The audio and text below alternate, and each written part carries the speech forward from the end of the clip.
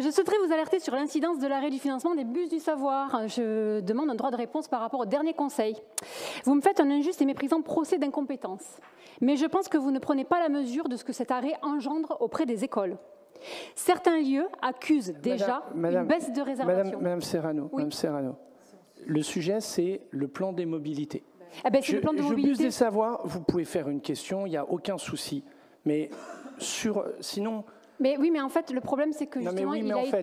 Non, mais oui, mais en fait, donc vous faites une question écrite, on vous répond. Ça fait partie des mobilités, Monsieur le Président. Oui, oui, on sait très bien. C'est pas là dans le plan à proprement parler.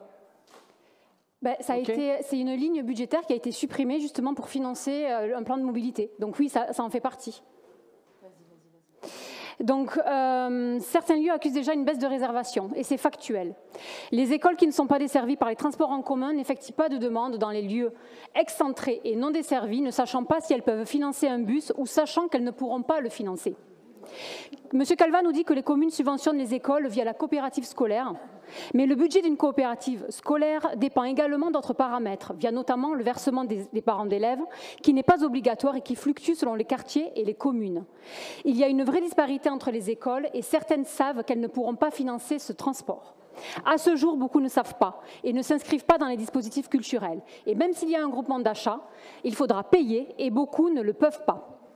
Vous parlez de la gratuité des transports, mais c'est nier la réalité d'une classe et d'une petite commune qui doit financer 4 bus pour leur sortie culturelle, alors qu'une école du centre-ville de Montpellier bénéficie de la gratuité des transports.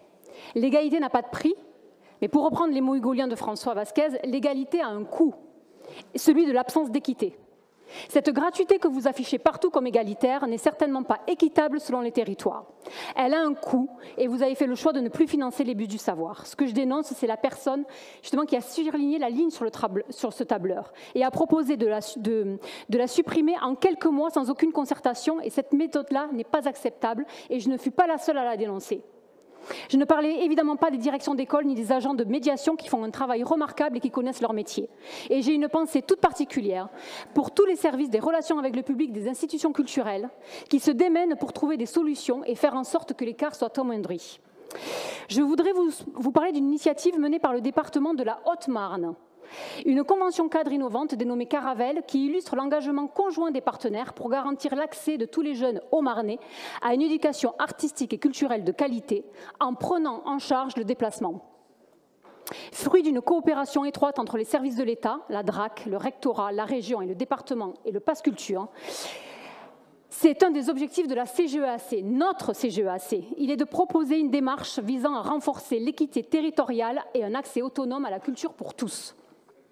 Vous vous arc-boutez sur les compétences communales ou métropolitaines, mais quand on a réellement l'ambition de proposer un accès équitable à l'EAC pour tous les jeunes, on peut innover et se mettre autour de la table pour trouver des solutions avec toutes les parties prenantes. Une métropole qui a une ambition culturelle se doit de réfléchir au déplacement, aux mobilités de sa jeunesse. Alors je vous demande de vous engager à faire un bilan pour la fin de l'année scolaire de la fréquentation des dispositifs et des lieux métropolitains, qu'ils soient culturels ou centres de ressources, avec une cartographie précise des écoles qui se sont rendues dans ces lieux et au sein de ce dispositif et des programmes d'EAC. Ainsi, nous pourrons prendre la mesure des conséquences factuelles et circonstanciées de l'arrêt de ce financement. Je vous remercie.